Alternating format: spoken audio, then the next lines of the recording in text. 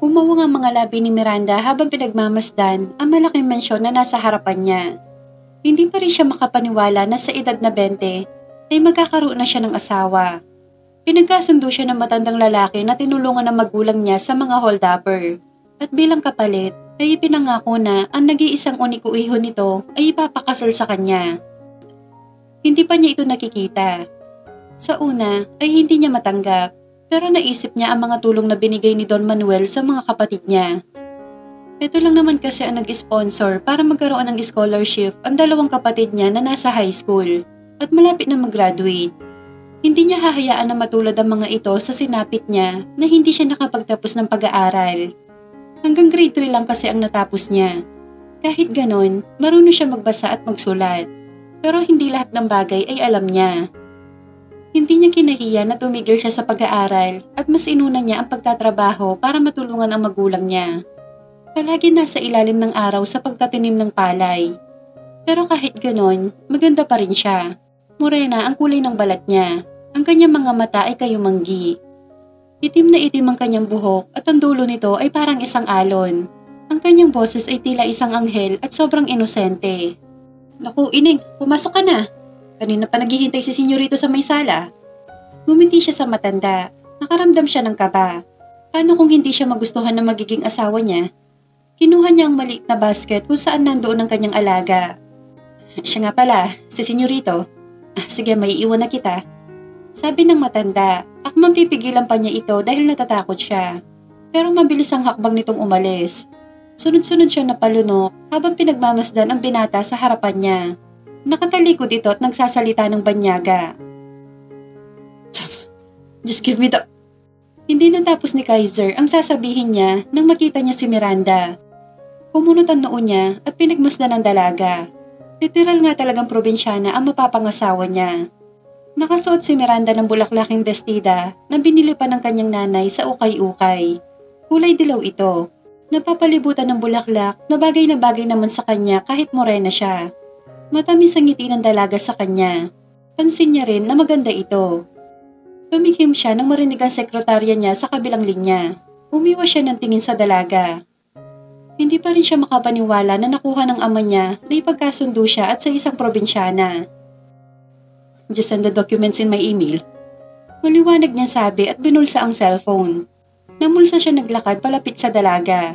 Sunod-sunod na napalunok si Miranda. Para nakakita siya ng isang prinsipe. May abong kulay ang mga mata ni Kaiser. May halo itong banyaga. What's your name? Hindi naintindihan ni Miranda ang sinabi ng binatang nakikita niya lang sa coloring book noong grade 3 at hindi siya makapaniwala na merong ganitong tao na nag-e-exist. Tumikim si Kaiser. Mukhang hindi nito naiintindihan. Ano pangalan mo? Pag-uulit niya, agad na yumuko si Miranda. Miranda Luis Cruz po. Sunod-sunod niyang sabi at umayos ng tayo. Ang ama ko at ang mga magulang mo ay nagsang-ayon sa pagpapakasal natin. Pero hindi ako makakapayag na matatali ka sa akin. Umawang ang mga labi ni Miranda nang marinig ang mga sinabi nito. Masama ang ugali. Yun ang unang pumasok sa isipan niya. Aling ko ring? Tawag ni Kaiser. Hawak kasi ng matanda ang kasunduan na ginawa niya kagabi. He's 35 years old pero wala pa rin siyang plano magpakasal. Kung magkakaroon man siya ng plano, hindi ganitong babae ang yayayain niya na maging asawa. Yes sir. Agad niyang kinuha ang envelope na hawak ng nani niyang nagpalaki sa kanya. Nilabas niya doon ang isang papel at inilahad yun kay Miranda. Litong-lito naman ang dalaga na tinanggap yon. Mabuti na lang talaga ay marunong itong magbasa. Aling Kuring, please tell her that after she reads the paper, she should go to my room and bring some food because we will eat. Wika ni Kaiser. Hindi naman yun maintindihan ni Miranda. Pakiramdam niya tuloy ay dudugo ang ilong niya. Sige po sir. Tinalikuran na ni Kaiser ang dalawa. Pahakbang pa lang siya sa hagdan nang marinig niya ang sinabi ng matanda sa dalaga.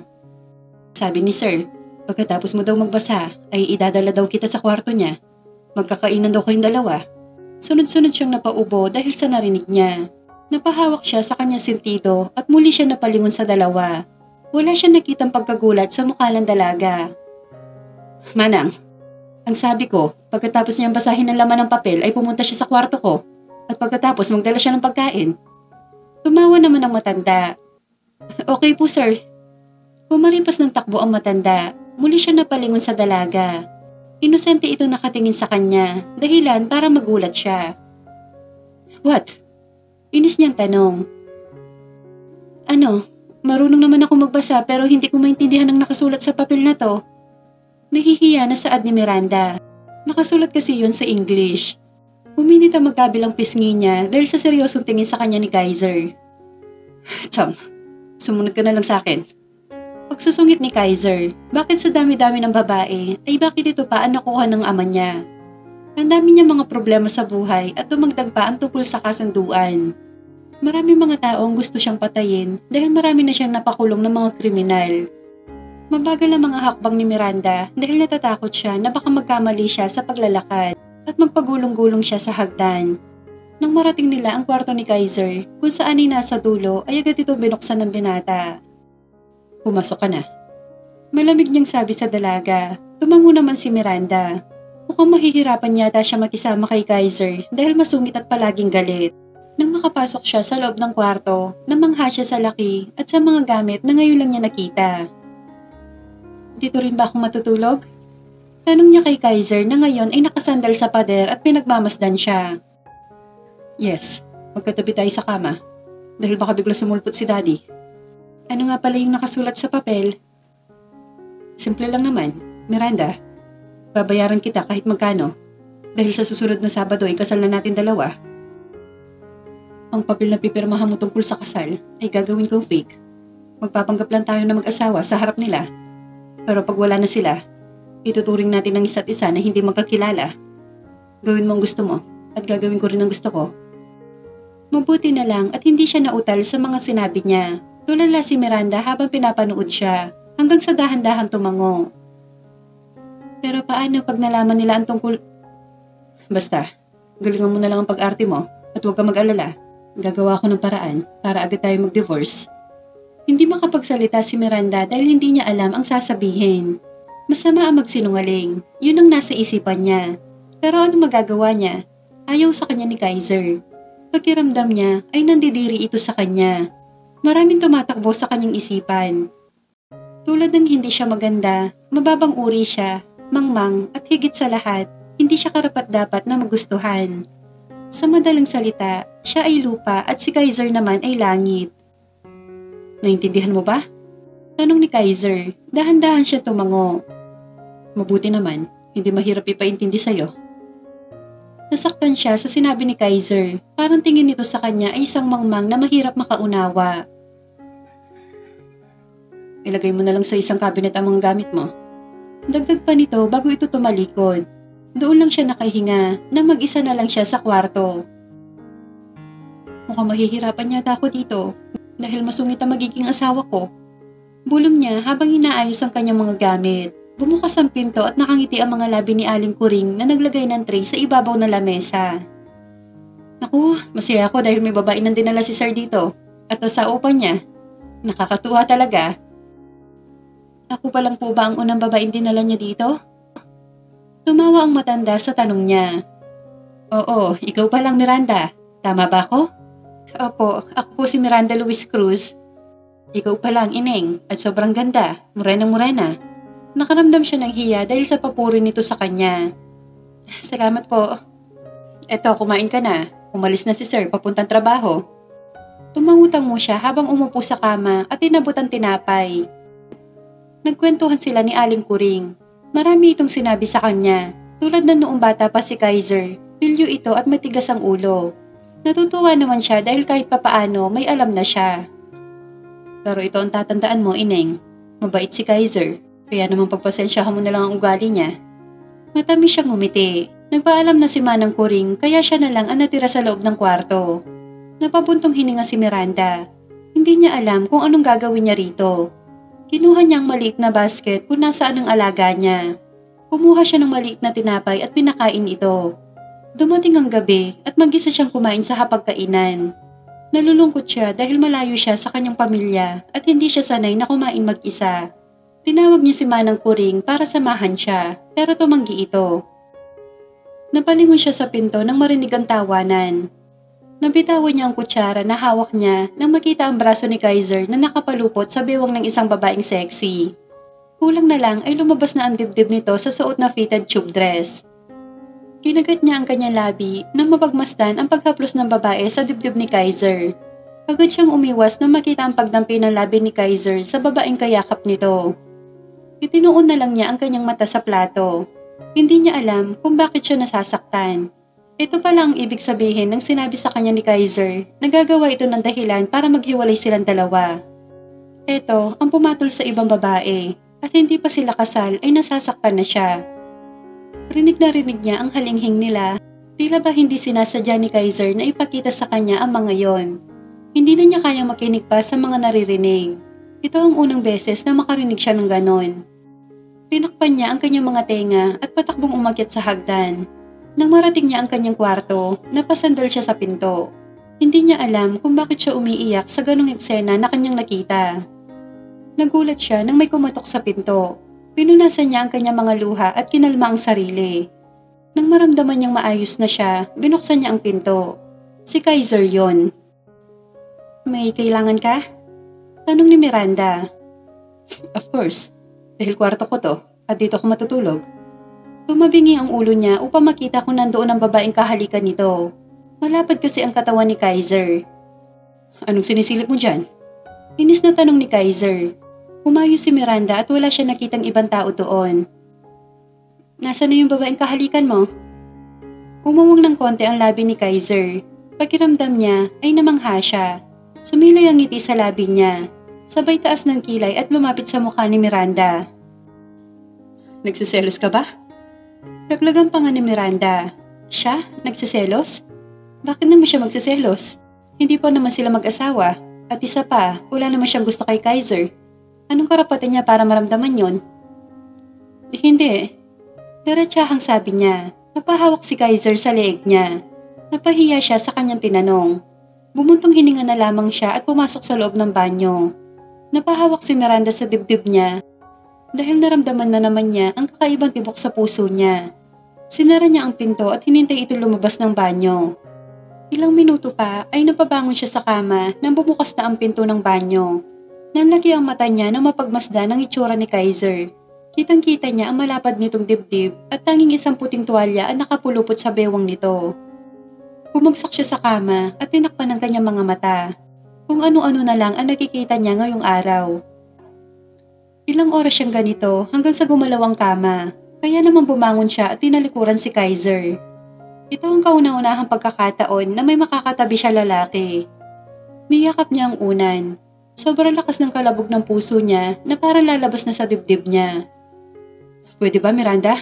Umusog ka nga dahil mahuhulog ka sa sahig." Inis na sabi ni Kaiser. Napahawak siya sa sentido dahil sa ginawa ni Miranda.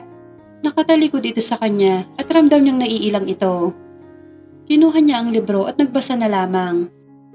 Nang bigla itong bumangon, kaya napatingin siya sa dalaga. Pinagmasdan niya itong bumaba sa kama at may kinuhang maliit na basket. Sumampa ito sa kama at matamis na ngumiti sa kanya. Pumalabog ang dibdib ni Kaiser at ngumiti na rin siya. Sa tuwing makikita niya ang inosenteng ngiti ni Miranda ay may kung anong nagwawala sa buong sistema niya. "Kaiser, pwede ba nating itabi yung alaga ko sa kama natin?" Tumikhim siya bago sagutin ang tanong ng dalaga. "Gawin mo ang gusto mo, bahala ka." Malambig niyang sabi at pinagmasdan si Miranda kung paano nito inilalabas ang alaga nito na itatabi sa pagtulog. Baka maliit na kuneho o hindi kaya ay chipmunks. "Kaiser, ito nga pala si Potpot." Sabay lahat ni Miranda ng isang maliit na insekto na parang isang ipis. Agad na pabangon si Kaiser at niyakap ang sarili. Pakiramdam niya ay agad yung tumampi sa balat niya. "What the fuck? Anong klaseng pet yan?" Bulyaw niya. Kita niya ang pagkagulat ni Miranda. "Alaga ko siya, Kaiser." Naiiyak na saad nito. "Shit." Mahinang sabi ni Kaiser at inis na napahilamo sa muka. Kinalma niya ang sarili at kinuha ang unan. Hindi siya makakapayag na tumabi ang insektong yun sa kanya. "Tom, hindi yan pet. Ipis yan." Mahinahon niyang sabi at tinalikuran ng dalaga. Doon na lang siya sa sofa matutulog. "Kaiser, hindi pa tayo magkatabi?" Inosenteng tanong ni Miranda.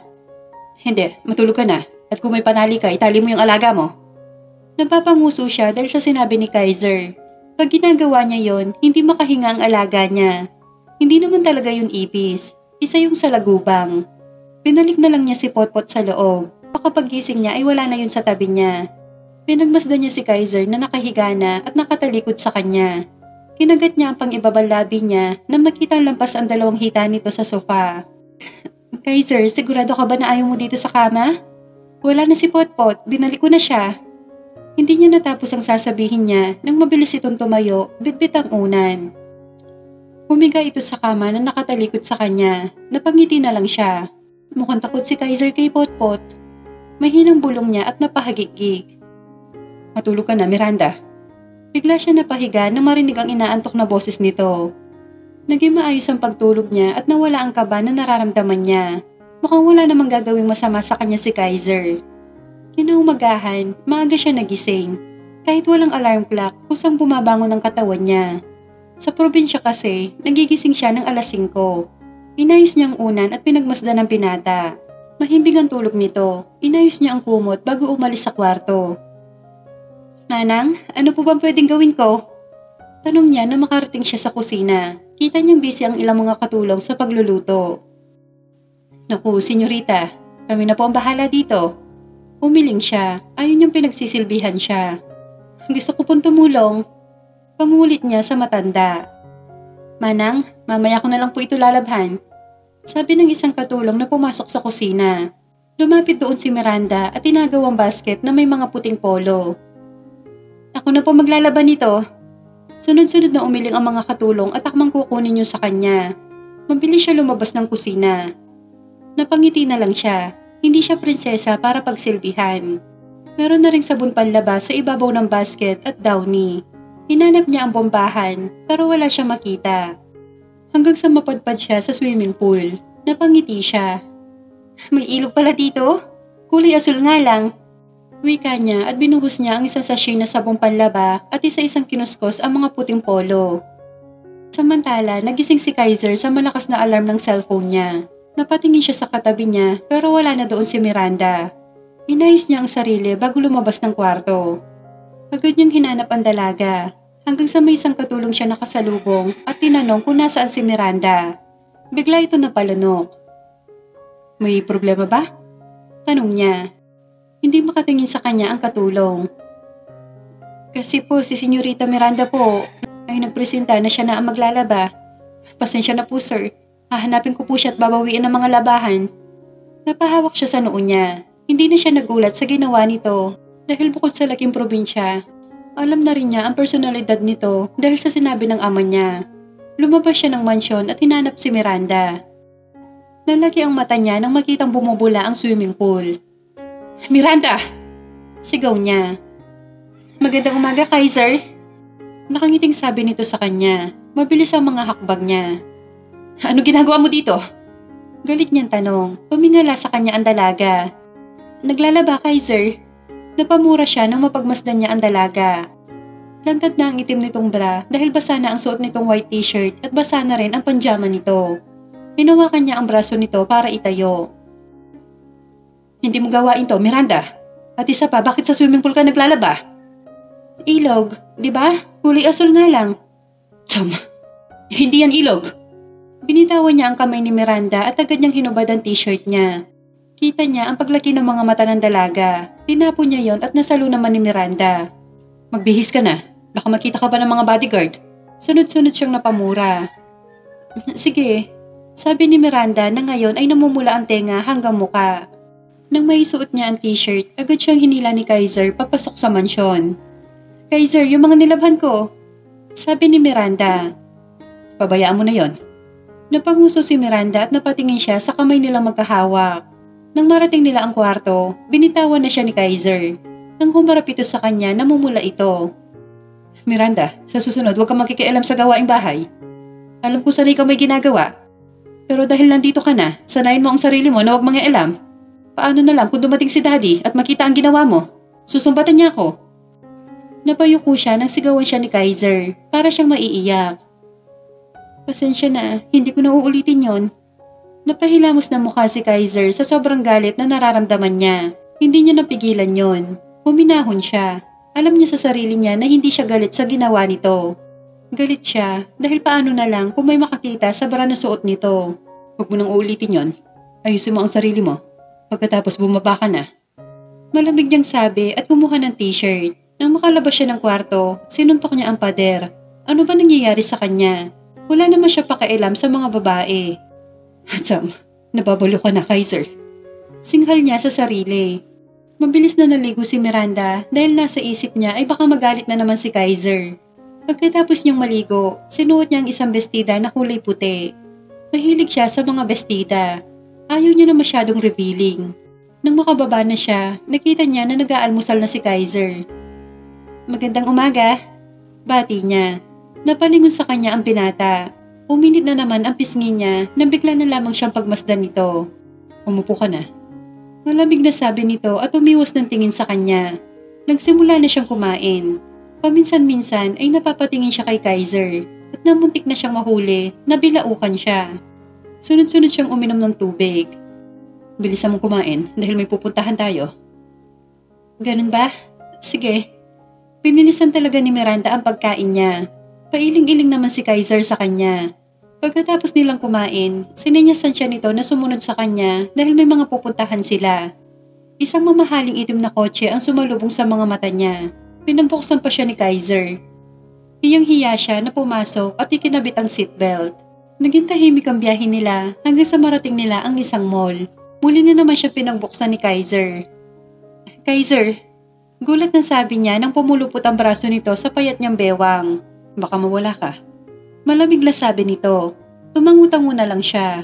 Nang makapasok sila, agad nila nakuha ang atensyon ng mga tao sa loob. Ang gwapo? Rinig ni Miranda sa mga babaeng nadadaanan nila. Napalingon siya kay Kaiser.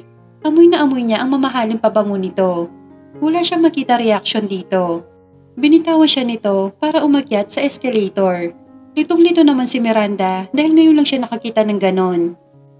Miranda, ano pang ginagawa mo dyan? Inas na sabi ni Kaiser.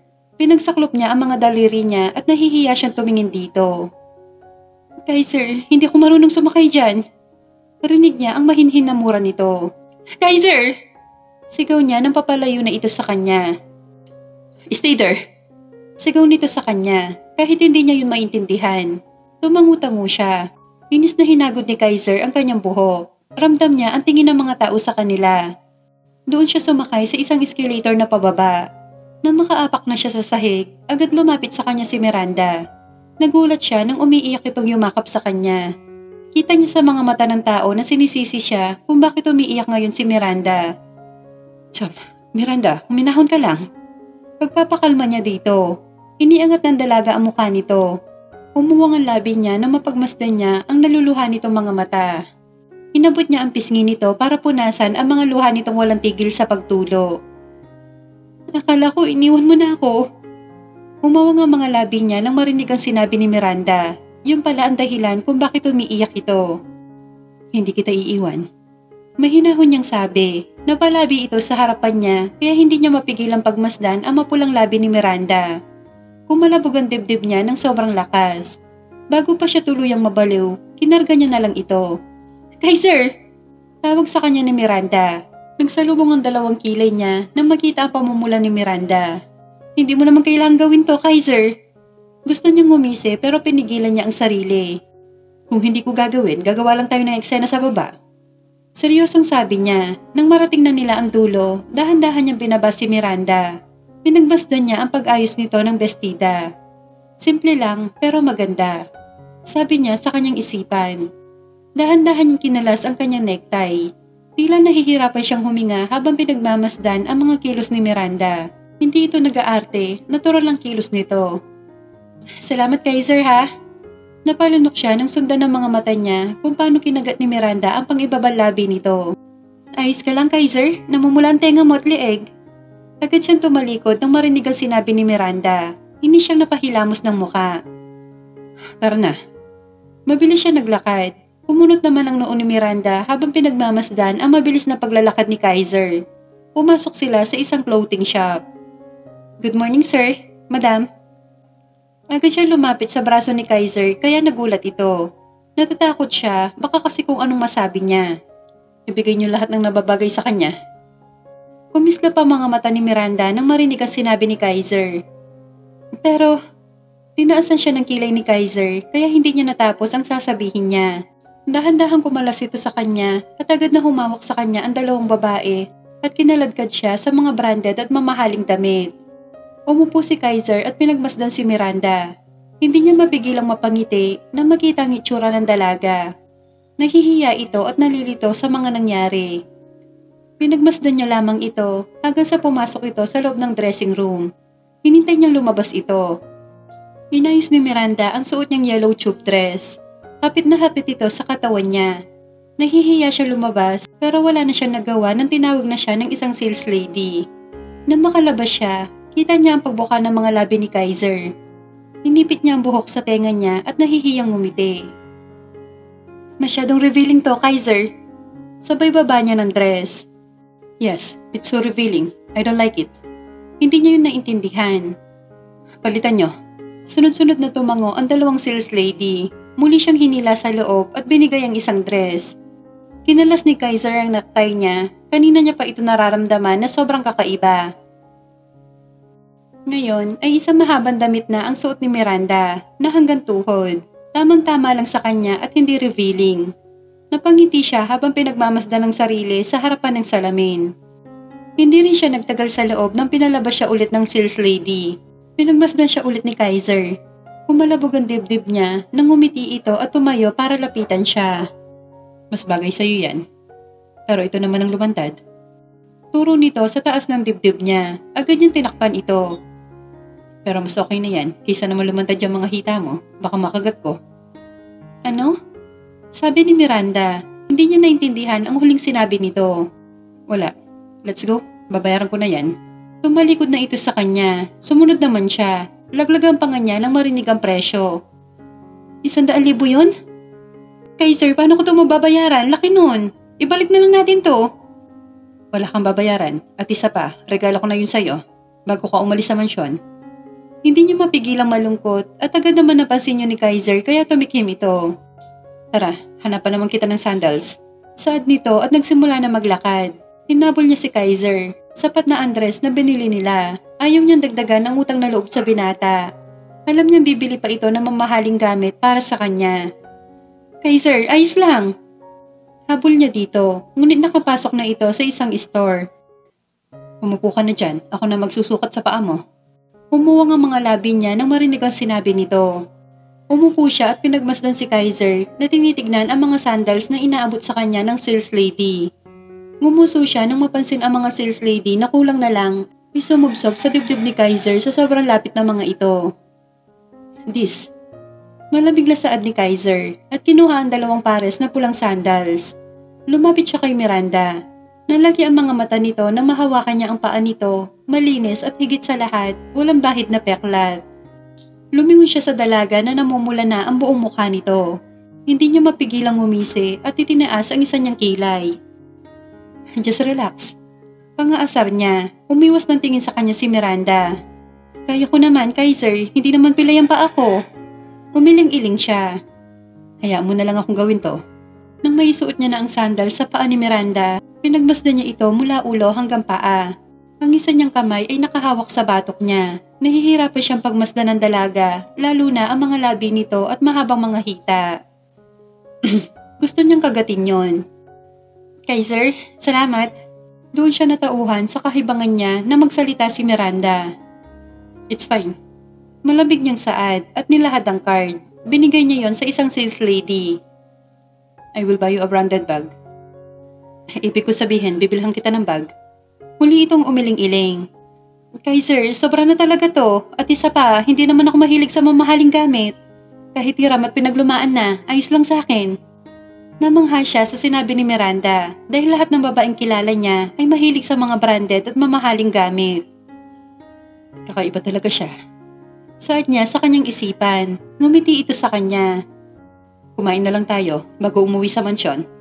Pagkasabi niyang yon, tumalikod na siya. Inabot ng sales lady ang card at tinanggap niya naman ito na makalabas na sila sa store. Pumunta na sila sa escalator. Napatigil siya at lumingon si Miranda na ngayon ay tulala at pinagmamasdan ng escalator. Napabuntong hininga siya at kinarga ito muli. Kaiser!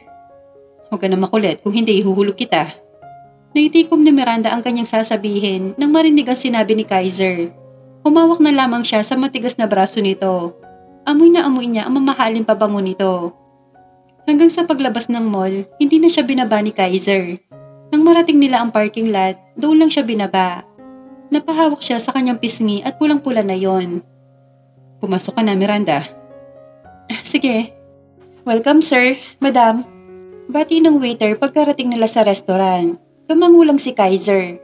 Mahigpit ang hawak niya sa bewang ng dalaga, lalo na nang maramdaman niya ang tingin ng mga kalalakihan. Umupo sila sa dulo at inilahad ng waiter ang dalawang menu. Ang mahal naman ng tilapia. Isang piraso, 1.5? Sa amin, 100 lang ang 1 kilo. Sabi nito na nakuha pa lumapit kay Kaiser para bumulong. Masyado mahal dito, Kaiser. Sabi nito, tumikhim si Kaiser. Don't worry, ako magbabayad. Huwag mo nang problemahin ang presyo. Pero, umorder ka ng kahit ano, ako nang bahala. Nahihiyang lumayo si Miranda. Salad na lang sa akin. Sabi ni Miranda, nakita niya na yun ang pinakamura sa menu. Yun lang ba, Miranda? Salad? Hindi ka mabubusog sa ganung pagkain. What about steak? Pasta? Para lang sa nagda-diet ang salad. Payat ka na, kailangan mong kumain ng marami. Suggestion ni Kaiser. Ayos lang to, Kaiser. Sagot ni Miranda na halatang nahihiya. 2 beef steak, wine, and juice. Utos ni Kaiser sa waiter. Kaiser, masyado mo na akong ginagastusan. Di ba maghihiwalay din tayo? Kaya wag mo na akong gastusan. Meron tawag doon eh. Spoiled ba ang ibig mong sabihin? Ganun nga. Walang masama doon, Miranda. Hindi na umimik si Miranda at pinaglaruan na lang niya ang kanyang mga daliri. Sa ginagawa ni Kaiser sa kanya, pagkiramdam niya ay baka mahulog ang loob niya. Ramdam niya kasi ang lakas ng kalabog ng dibdib niya. Ilang oras pa ang lumipas at dumating na ang waiter. Tahimik silang kumain. Nahihirapan siyang hiwain ng beef steak at napansin yun ni Kaiser. Akin na, Miranda.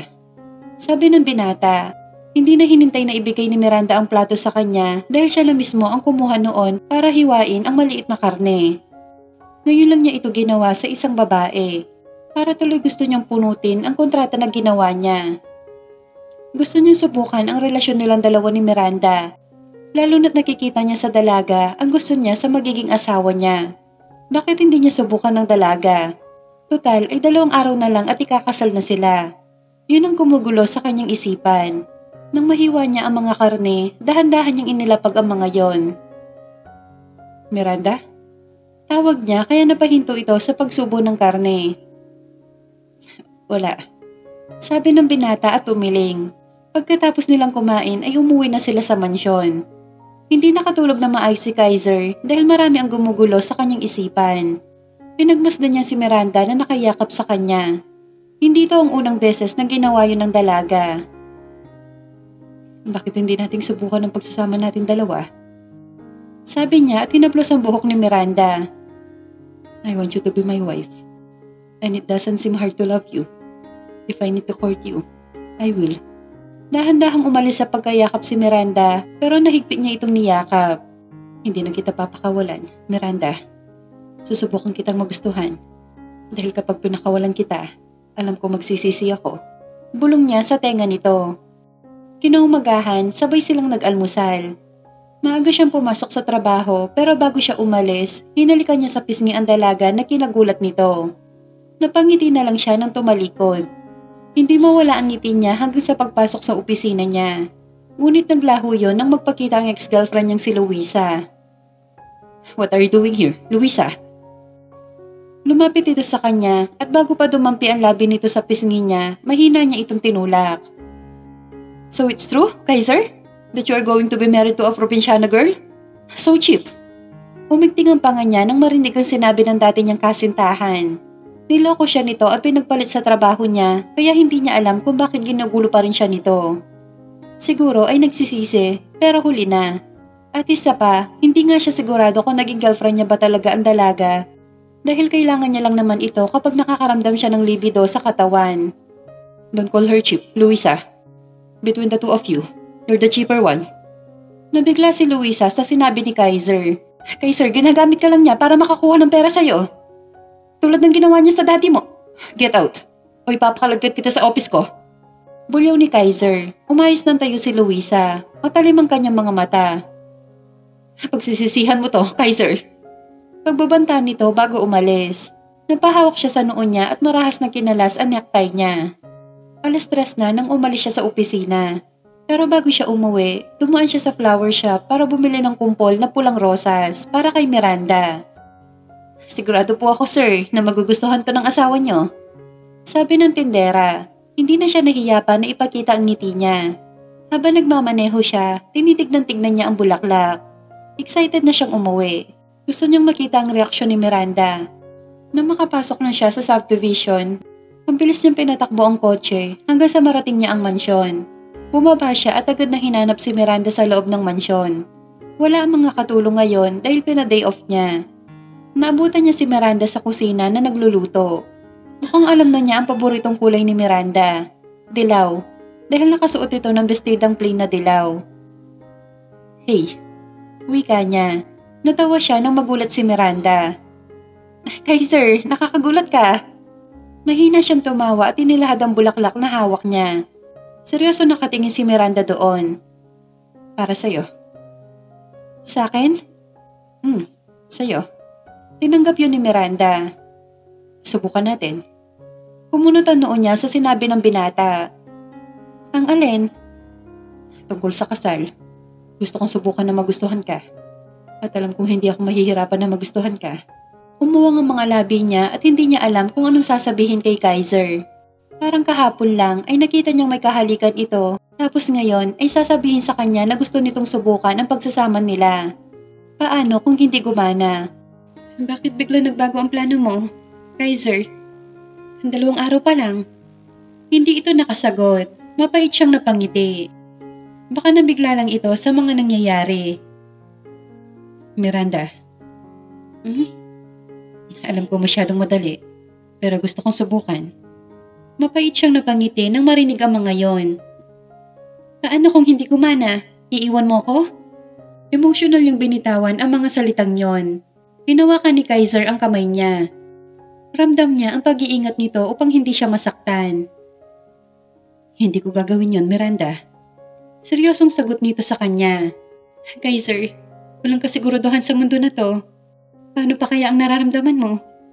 Diretsahang sabi ni Miranda. Miranda, alam ko kung anong nararamdaman ko para sa'yo.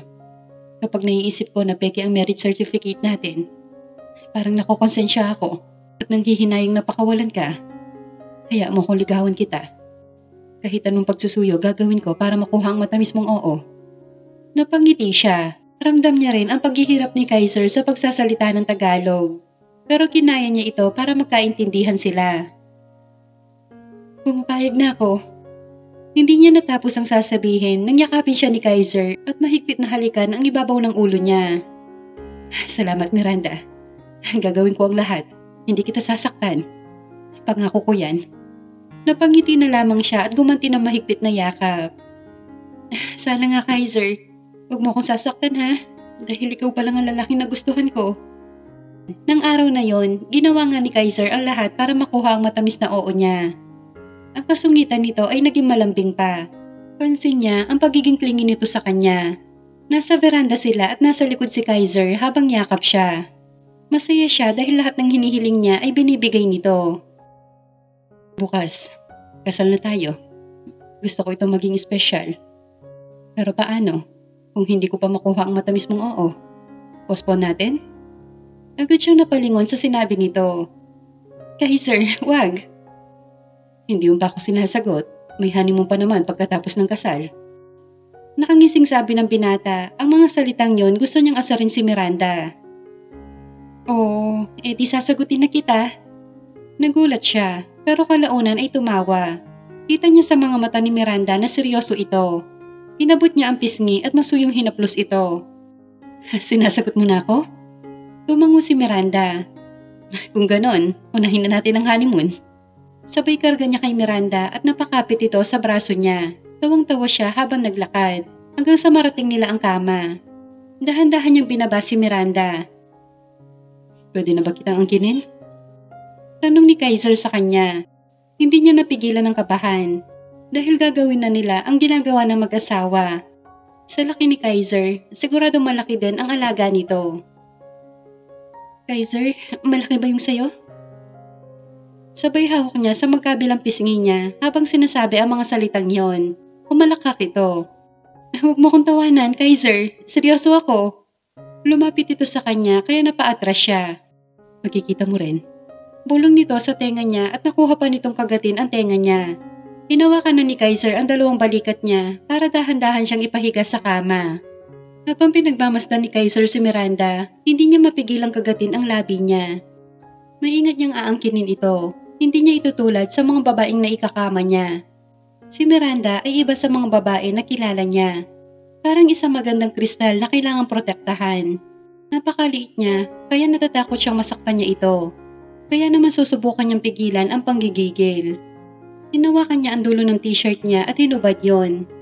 Napangisi siya na makita ang pagkalaki ng mga mata nito na nakatingin sa hubad niyang dibdib. Yumuko siya para makalapit kay Miranda na ngayon ay namumula na ang muka.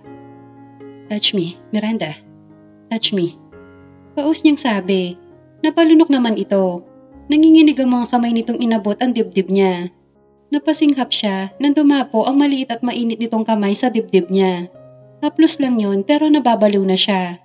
Ngayon lang niya ito naramdaman. Lahat kasi ng babaeng dumaan sa kanya ay hindi niya pinapayagan na haplusin ang hubad niyang dibdib. Sam, Miranda, nababaliw na ako sa'yo. Saad nito sa kanya at muli siyang hinalikan. Nung araw na yon ay binigay na ng buo ang kanyang sarili. Kinaumagahan, dumating ang mga magulang ni Miranda at maraming tinanong sa kanya. Tulad ng kung naging maayos ba ang pagkikitungo ni Kaiser sa kanya bago ang kasal. Mabait po siya, Nay. Nakangiti niyang saad habang hinahawakan ng nanay niya ang kanyang kamay. Masaya kami para sa'yo, ate. Sabi ng kanyang kapatid. Salamat. Saad niya. Naroon ang kanyang pamilya at ang beautician sa kwarto nila ni Kaiser.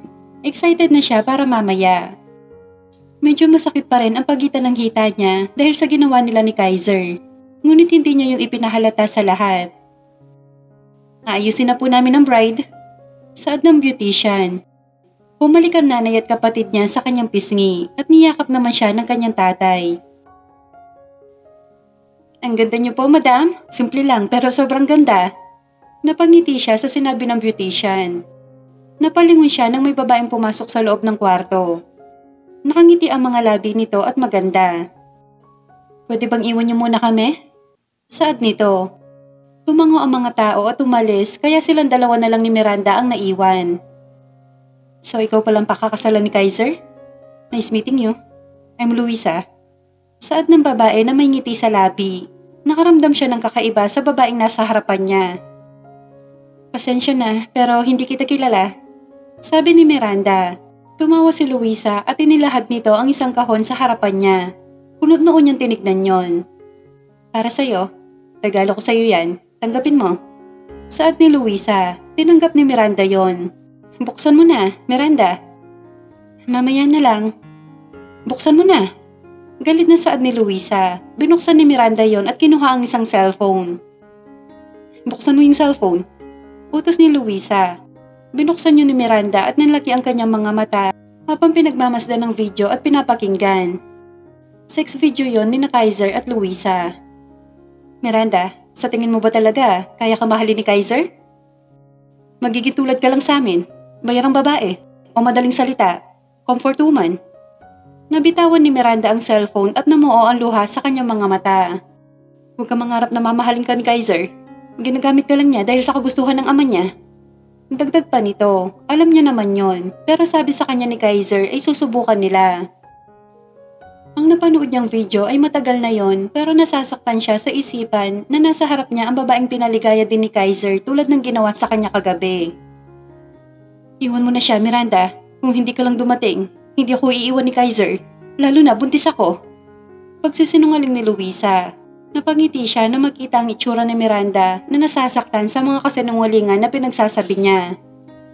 Buntis ako. At alam kong mabuti ka, Miranda. Ayaw mo naman sigurong lumaki ang anak ko na walang kinikilalang ama. O hindi kaya ayaw mo naman siguro magkaroon ng kahati sa atensyon ni Kaiser. Kaya iwan mo na siya para hindi ka masaktan lalo. Dagdag pa ni Luisa. Pinunasan ni Miranda ang kanyang mga luha. Ito na nga ang kinakatakutan niya. Natatakot siyang sumugal sa pagmamahal. Pero bumigay siya sa matatamis na salita ni Kaiser. At ngayon, hindi niya na alam ang gagawin. Oras na po, Madam Miranda!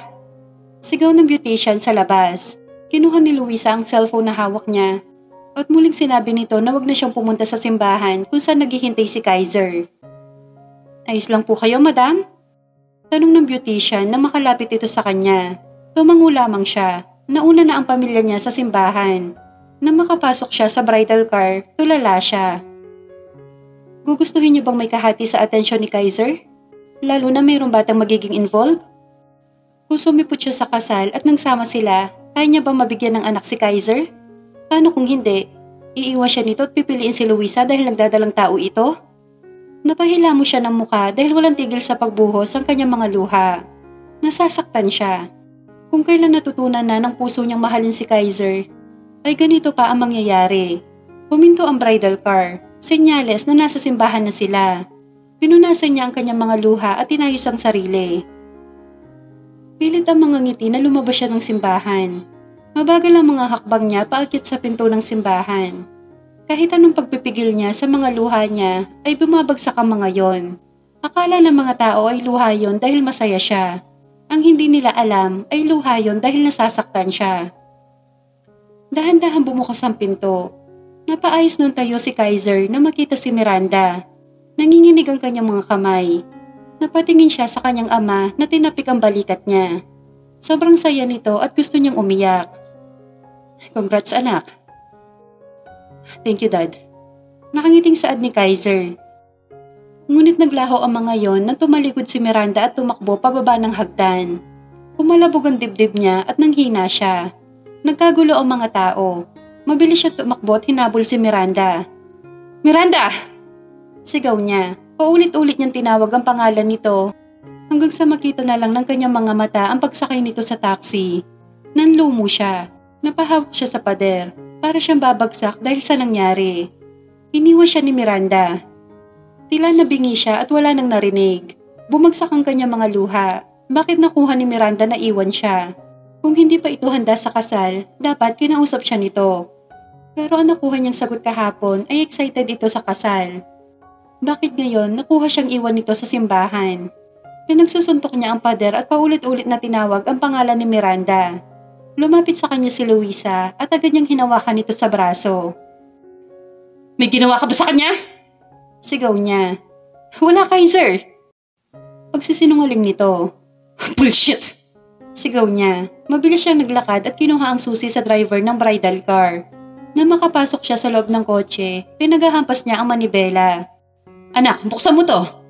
Sigaw ng ama niya sa labas. Napasubsob siya sa manibela at tahimik na umiiyak. Hanggang sa pinaandar niya ang engine ng kotse at mabilis itong pinatakbo. Miranda! Emotional yang saad. Nalaki ang mga mata niya nang may truck na sumalubog sa kanya. Mabilis niya itong niliko hanggang sa tumama siya sa isang pader.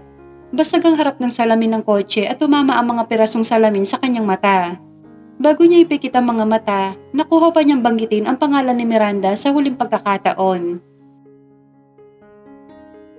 Lumipas ang 3 taon pero sariwa pa rin sa alaala ni Miranda ang lahat na nangyari at kung paano siya tumakas palayo sa simbahan. Bumalik siya sa probinsya kung saan siya lumaki. Nang dumating ang kanyang mga magulang, ipinaliwanag niya kung bakit niya nagawa ang pagtakas. Sa una, galit pa rin ang mga ito sa kanya. Ngunit unti-unti siya napatawad at nagpa siya nakalimutan na ang nakaraan.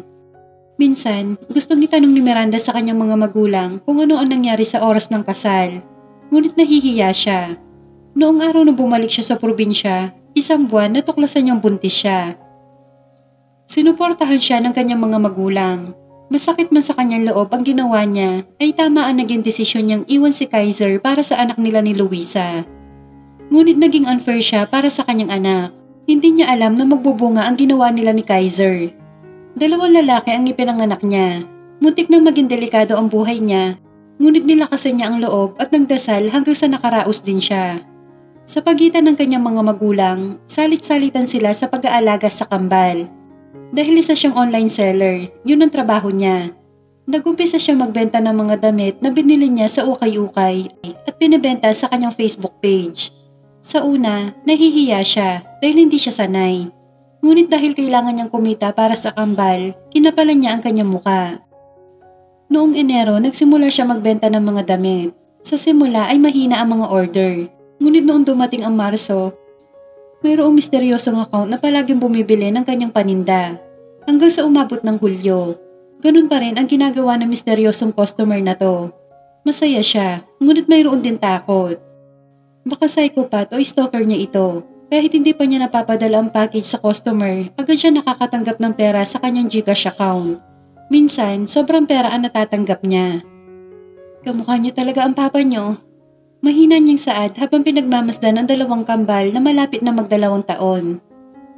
Kenzo, Kevin, gagawin ni nanay ang lahat para mabigyan ko kayo ng magandang kinabukasan. Lalo na sa darating na birthday niyo. Gagawin ko tong bongga. Sabay haplos niya sa malambot na pisngi ng kambal. Mahal na mahal kayo ni nanay at kung nandito lang ang papa niyo, sigurado kong mahal din kayo nun. Nalungkot siya kahit 2 taon na ang lumipas. Hindi pa rin niya nakakalimutan ang nararamdaman niya para kay Kaiser. Pinatulog niya ang kambal at nang makatulog na ang mga ito, pinabantay niya ito sa kanyang kapatid.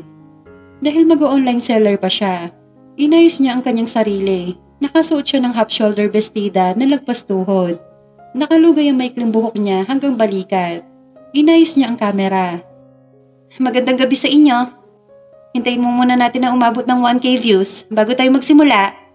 Matamis niyang sabi at binasa ang mga komento sa screen. Magandang gabi, Yellow 143. Sabi niya na makita ang pangalan na nag-pop up sa kanyang screen. Ito ang customer niyang palaging bumibili ng kanyang paninda. Ang bilis naman, sisimulan ko na. Kinuha niya ang isang swimsuit. Maganda ang tela nito, sa halagang 350 lang. May na mga sis. Napasinghap siya ng mabilis nang magmain si Yellow 143. Sa buong gabi na yon ay naubos ang kanyang paninda at si Yellow 143 ang nagbili nito. Salamat sa inyo, lalo na sa iyo Yellow 143. Sana makita kita. Sabi niya at biglang sumulpot ang kanyang 2 kapatid, bitbit ang kambal. Eto nga pala ang mga anak ko, sina Kenzo at Kevin. Bukas ulit, paalam. Sabay ngiti niya habang isinasara ang live cam. Twin, Kenzo and Kevin? Comment ni Yellow 143. Napakamot siya sa ulo dahil sa nabasa niya.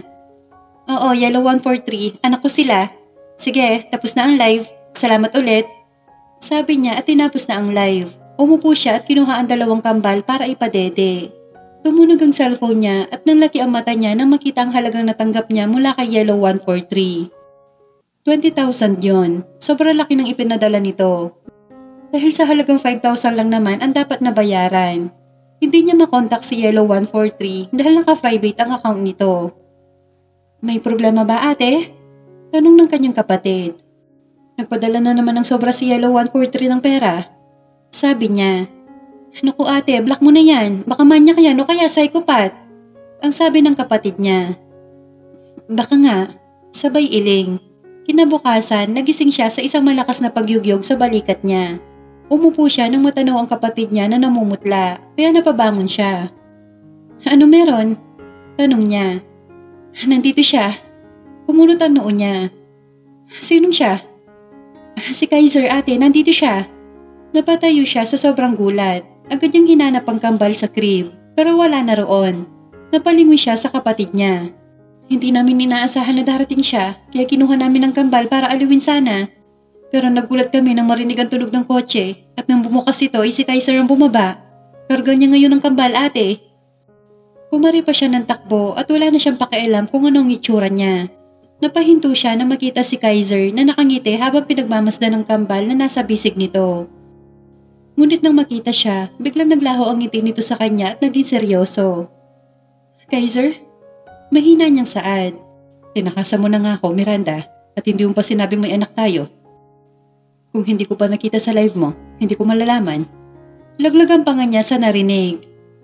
Anong ibig mo sabihin? I'm Yellow 143. Malabig na sabi nito sa kanya. Isasama ko sila sa Maynila. Kumalabog ang dibdib niya at agad siya lumapit kay Kaiser. Hindi ako makakapayag. Singhal niya. Bakit hindi, Miranda? Anak ko din sila. Emotional na sabi nito sa kanya. Akin din sila. Dagdag niya pa. Pumiyok ang boses ni Kaiser. Nang makita niya ang kambal ay hindi siya nakatulog na maayos at alas-3 pa lang ng umaga ay bumiyahin na sila papunta kung nasaan si Miranda. Nang mangyari ang aksidente ay nabulag siya. 8 months siyang walang nakita. Galit siya kay Miranda, pero nang mapaamin niya si Luisa na ito ang dahilan kung bakit nakuha niyang iwan nito sa simbahan, ay nabawasan ng galit sa nararamdaman niya para sa dalaga. Hindi niya malalaman ang trabaho ni Miranda kung hindi niya ito nakita sa cellphone ng janitor na nanonood ng live. Sunod-sunod siyang napamura na mapagmasdan niya si Miranda. Mas lalo itong gumanda at hindi siya makakapayag na maraming lalaki ang magpapantasya sa pagmamayari niya. Nag-hire siya ng mga tauhan na babae na manunood sa live ni Miranda. Sa tuwing maririnig niya ang malambot na boses ni Miranda ay napapangiti siya. Pinigilan niya ang sarili niya na sundan ng dalaga dahil alam niyang matinding galit ang nararamdaman nito para sa kanya. Pero kahapon ay hindi niya napigilan na makita niya sa live ang kambal, ang anak nila ni Miranda. Kaiser, emotional na tawag nito sa kanya. Seryoso ako, Miranda. Isasama ko sila sa Maynila. At kung gusto mo, sumama ka din. Gusto niyang ngumisi dahil sa nakikita niyang reaksyon. 2 taon, Miranda, na hindi ko sila nakita at nakasama. Karapatan ko din bilang ama nila ang makasama sila. I'm attorney, Miranda. I can file you a case. Pagbibiro niya pa. Paano si Luisa? Naiiyak na tanong ni Miranda sa kanya. And what about her? May anak ka din sa kanya. Kinagat niya ang pang-ibabang labi niya. Gusto niyang ngumiti dahil marami na nga ang nagbago sa babaeng mahal na mahal niya hanggang sa ngayon. Nagsisinungaling lang siya, Miranda. Minapulakan niya para iwan mo ako at nagtagumpay siya. Sana tinanong mo muna ako bago mo ko iwan sa simbahan. Ilang beses kong tinawag ang pangalan mo para hindi ka lang umalis. Pero hindi mo ko pinakinggan. Patawad, Kaiser. Nasaktan ako at gulong-gulong isip ko sa nangyari. Hindi ko din inaasahan na mabubuntis ako. Gusto ko lang na maging tahimik ang buhay ko, malayo sa'yo. Napamura siya na makitang umiiyak na nasa harapan niya ito. Nangako siya sa kanyang sarili na hindi niya sasaktan si Miranda. Pero nasa harapan niya ito at umiiyak. Mahal din kita, Kaiser. Natatakot lang ako na iwan mo ko pag hindi kita nabigyan ng anak. Miranda, kahit hindi mo ko bigyan ng anak, hindi kita iiwan. Dahil mahal kita at hanggang ngayon mahal pa din kita. Pag-aamin niya. Kaiser. Oo, Miranda. Pagkatapos ng 2 taon, mahal pa rin kita. Patay na patay ako sa'yo, noon pa man. Pero hindi ka nagtiwala sa akin. Mas pinaniwalaan mong iba na hindi mo napapakinggan ng side ko. At ngayon, wala na akong magagawa kung hindi mahalin ka ulit. Napangiti siya pagkatapos niyang sabihin yun kay Miranda, na ngayon ay gulat na gulat at hindi makapagsalita. Kung ayaw mong sumama sa Maynila, then I will stay here forever. Kung nasaan ka, doon din ako. Kaiser, patawad. Patawad. Patakbong yumakap sa kanya ito. Gusto niya rin itong yakapin pero karga niya ang kambal. Hinalikan niya na lang ito sa ibabaw ng ulo tulad ng palaging ginagawa niya pagkasama niya ito. Magsimula ulit tayo, Miranda. Kahit simpleng pamumuhay, papayag ako. Hinawakan ni Miranda ang magkabilang pisngi niya. Sasama ako sa iyo, Kaiser. Patawad talaga. Pinapangako ko, makikinig na ako sa iyo. Hindi na kita pangungunahan. Matamis siyang ngumiti. Akala ni Miranda sa mga libro lang may happily ever after. Pero meron din pala sa totoong buhay. Sinabi sa kanya ni Kaiser ang lahat ng pinagdaanan nito sa 2 taon at sinabi niya rin ang mga pinagdaanan niya. Ngayon, napagdesisyonan nila na bumalik ng Maynila at muling buksan ang panibagong buhay na naghihintay sa kanila. Nanumpa sila sa harap ng altar na habang buhay sila magsasama. Dahil kay Miranda, nagbago ang pananaw ni Kaiser tungkol sa pagmamahal. Nung teenager pa lang siya, marami na siyang babaeng pinaiyak. Pilyo siya nung kabataan niya. Ang bansag sa kanya ay heartless womanizer. Ngunit na makilala niya si Miranda, tumino siya. Kung noon, pagkatapos ng trabaho, sa bar ang diretsyo niya para humanap ng comfort woman. Pero ngayon, pag uwi niya sa trabaho, agad siyang umuwi sa mansyon na may dalang pasalubong para sa mag-iina niya. Lumipas ang 1 taon, nasundan pa ang kambal, isang babae.